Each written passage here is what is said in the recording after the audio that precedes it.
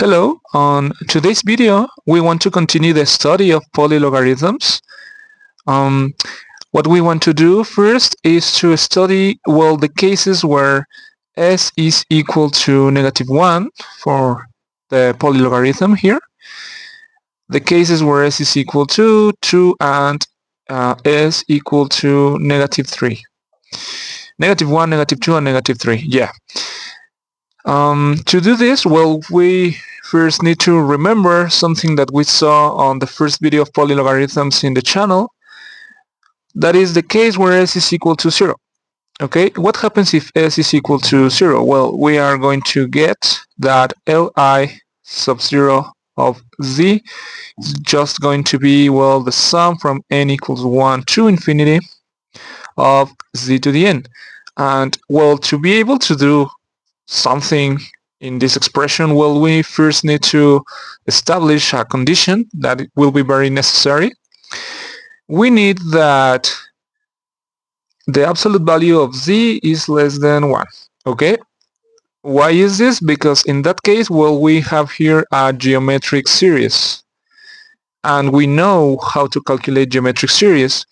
If the absolute value of z is less than 1, we are just going to get that Li sub 0 of z, is going to be z over 1 minus z. Okay, this is something that we have already seen on the first video of polylogarithms. Okay, so another thing that we saw on that previous video is that, a recurrence relation for derivatives regarding polylogarithms that says that Li sub s minus 1 of z is going to be equal to z times the derivative with respect to z of Li sub s of z. Okay, so that means that if we have the successor of the term that we want to find, we just need to take the derivative of that term, multiply it by z, and then we will be able to calculate that term minus 1. Okay, so for example, if we want to calculate Li minus 1 of z, we just need to calculate first of all the derivative of Li 0 of z, so it will be z times the derivative with respect to c of Li sub 0 of z. And what happens if we do that? Let's do it here. The derivative with respect to z of Li 0 of z, which is this expression over here. So let me rewrite it here. This is going to be equal to, it would be 1 minus z minus z times minus 1. Okay, all over 1 minus z squared, just by using the quotient rule for derivatives. Okay, so this is just going to be, negative z plus z will be cancelled, and this is 1 over 1 minus z squared.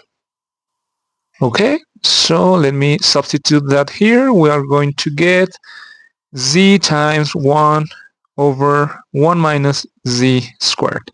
This is going to be equal to Li negative 1 of z. So this is the first important result of the video. Okay, so again, what happens if we want to calculate Li sub negative 2 of z?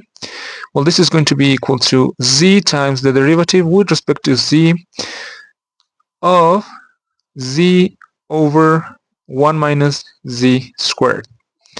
Okay, so let's calculate that. This is going to be z times, the derivative of the first, which is 1, times the second, 1 minus z squared, minus, the derivative of the second, that using the chain rule will be 2 times 1 minus z times minus 1, and then times z, all over, 1 minus z to the fourth. Okay, so what happens if we develop all this expression, we are going to get z times, well, 1 minus 2 times z plus c squared. This minus with this minus will become a plus, so let me write it here. This is just going to be, well, plus 2z minus 2z squared all over 1 minus z to the fourth. And then, okay, well, what are we going to get? This term will cancel with this term, and this is just going to be, well, z minus z cubed over 1 minus z to the fourth. Okay. Look here that what we can do is to factorize z, then this will multiply 1 minus z to the second power all over 1 minus z to the fourth. And here we can factor this because it's a difference of squares to get z times 1 minus z times 1 plus z over 1 minus z to the fourth. And 1 of here can cancel this term here. And we are going to get that Li negative 2 of z is going to be equal to, well, z times 1 plus z over 1 minus z to the third power. Okay, so this is the second important result of the video. Okay, so what happens if we do one more try? What happens if we calculate Li sub negative 3 of z? Well, this is equal to z times the derivative with respect to z of z times 1 plus z over, well, let me rewrite this as z plus z squared over 1 minus z cubed.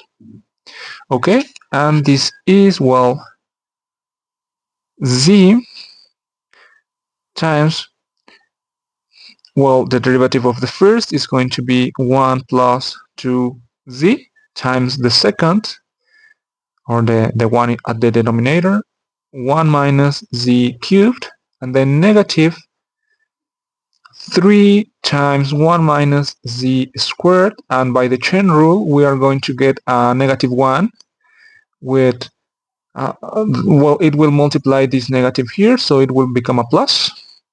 And then we need to multiply by, well, z plus z squared.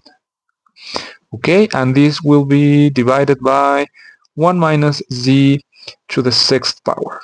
Okay, so this is going to be equal to z times, well, we are going to divide everything by 1 minus z squared. Okay, and if we do that, we are going to get 1 plus 2z times 1 minus z plus 3 times z plus z squared all over 1 minus z to the sixth power. Okay, if we develop this expression, well, we are going to get z times, well, 1 minus z plus 2z minus 2z squared plus 3z plus 3z squared. Okay, yeah, and I forgot to divide here by 1 minus z squared. This is going to be 1 minus z to the fourth power. And this is, well, 1 minus z to the fourth. Okay. And if we continue, this is going to be equal to z times, okay, well, this is 1 plus 5z minus, actually, 4z plus z squared, okay, all over 1 minus z to the fourth. Okay, so that will be our final result for, well, Li sub negative 3 of z. Okay, so now that we have proven some important relations about polylogarithms, some important cases where s is equal to -1, -2, and -3, what we want to do now is to establish a relation that is between the polylogarithm function and the gamma function, okay? And this will involve a very interesting integral that is also very related with the Fermi-Dirac distribution. So to do this, we are going to start from this integral that we have here, and we'll see that suddenly the polylogarithm and the gamma function will appear. So first of all, what we are going to do to evaluate this integral, which is the integral from 0 to infinity of z times t to the s minus 1 over e to the t negative z times dt. Well, first of all, we are going to multiply the numerator and the denominator by e to the negative t. So this is going to be equal to the integral from 0 to infinity of, well, t to the es minus 1 times z e to the negative t over, well, 1, because negative t with this t will be cancelled, and we are going to have here minus z e to the negative t dt. So what you have to notice here is that, well, we have something that looks like, well, something that is equal to a geometric series here, okay? And how will we be able to see this more clear? Well, remember, for example, that if we have the sum from n equals 1 to infinity of, well, z times e to the negative t to the n, okay, looking that, well, what we have here, this expression is going to be less than 1, looking that this exponential is raised to a negative power. Well, this is just going to be z times e to the negative t over 1 minus z to the, times e to the negative t, okay? This is a geometric series. It is a very famous formula. So all these things that I have in orange, well, it can be replaced by this expression over here. Perfect. Okay, so what happens if we do that? Well, we are going to get the integral from 0 to infinity of t to the s minus 1 times the sum from n equals 1 to infinity of z times e to the negative t all raised to the n times dt. Okay? So looking at, well, this sum, and we'll see that the integral converge, well, we can just switch the sum with the integral to take out the sum out of the integral. And well, if we do that, and we are also able to take this z to the n out of the integral, looking that this integral is for the variable t, we are going to get the next, the sum from n equals 1 to infinity of z to the n times the integral from 0 to infinity of t to the s minus 1 times e to the negative tn dt. Look here that, well, we already have something similar to the definition of the polylogarithm in this part of the equation. What we need is to have n to the s dividing, but well, we'll see that it will appear suddenly. So we need to continue. First of all, what we are going to do is to make a change of variable. We are going to say that u is equal to tn, then du is equal to n times dt, dt is equal to du over n, look that the limits of the integral will remain the same because u is proportional to t with just a constant in the middle. And then, well, t is equal to u over n. Okay, so if we make all these changes, we are going to get the sum from n equals 1 to infinity of z to the n times the integral from 0 to infinity of u over n all raised to the s minus 1 power times e to the negative u and then dt, which is the u over n.